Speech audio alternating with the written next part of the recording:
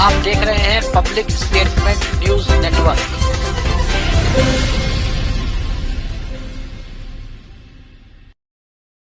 नमस्कार, आप देख रहे हैं public statement news. Kanpur police चाहे लाखों दावे कर ले, लेकिन उनकी लापरवाही सामने आ ही जाती है। जहां अधिकारी घटनाओं को छुपाने के लिए खुद लापरवाही कर रहे हैं। ऐसा ही मामला कानपुर कोर्ट से सामने आया है, जहां थाना सचेंडी पुलिस ने न्याय न मिलने पर पीड़ितों ने कानपुर कोर्ट का दरवाजा खटखटाया है और अब कोर्ट ने मुकदमा दर्ज करने का आदेश भी दे दिया है। दरअसल कानपुर के सचेंडी थाना क्षेत्र अंतर्गत 3 अप्रैल को एक युवक विकास शर्मा, जो कि भैला मऊ सचेंडी का निवासी है, जिसको कुछ लोग जिनमें अजीत यादव, रामकिशोर यादव, धीरेन्द्र यादव, अवधेश, मुमताज अहमद कार रिपेयर के नाम पर ले गए थे। उसके बाद विकास ने 11 बजे अपने घर में फ़ोन करके सूचना दी कि इन लोगों ने उसका अपहरण कर लिया है।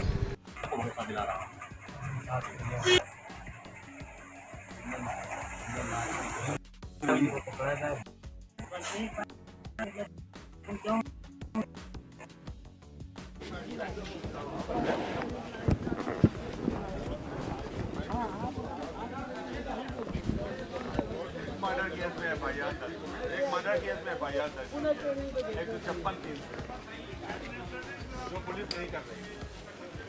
बस ये पुलिस नहीं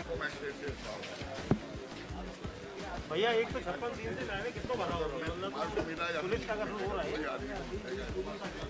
कुमार सिंह एडवोकेट कानपुर, फौजदारी का एडवोकेट हूँ। ये मामला बहुत ही गंभीर प्रकृति का है। भैला मऊ सचेंडी थाना का है।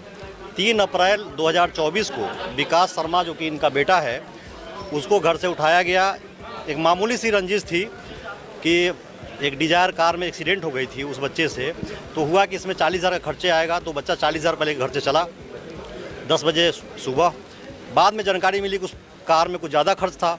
उस बात को रंजिश मान करके वो लोग पहले तो उसको घुमाते रहे दिन भर। रात में उस बच्चे ने 11 बजे अपनी पत्नी को फ़ोन किया कि हमें इस बात का डर है, ये लोग हमारा अपहरण कर चुके हैं, ये हमें कहीं मार न दें।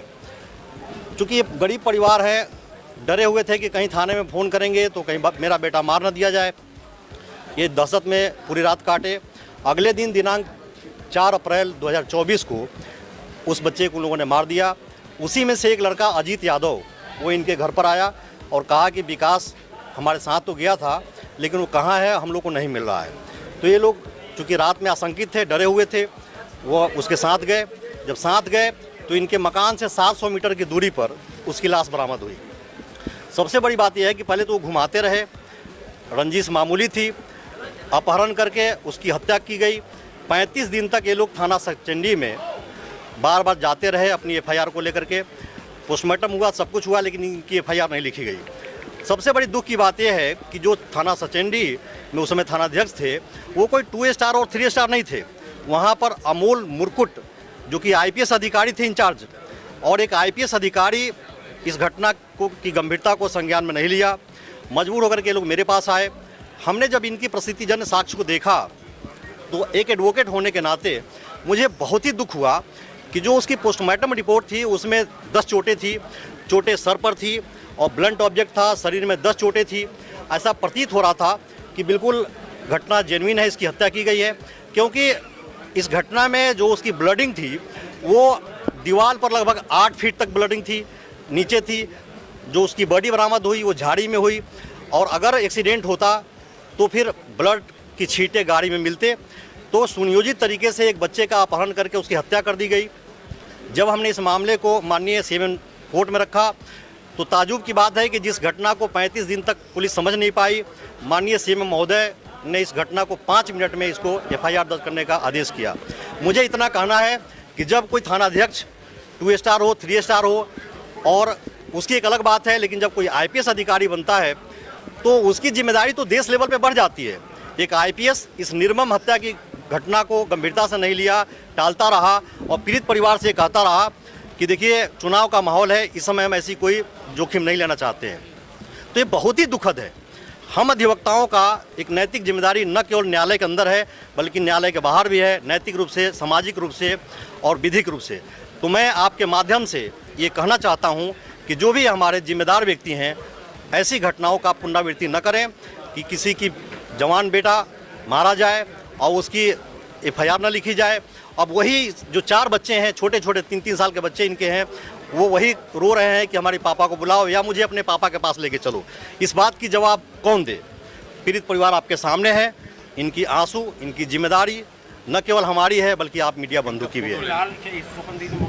हाँ, माननीय न्यायालय ने आदेश कर दिया 5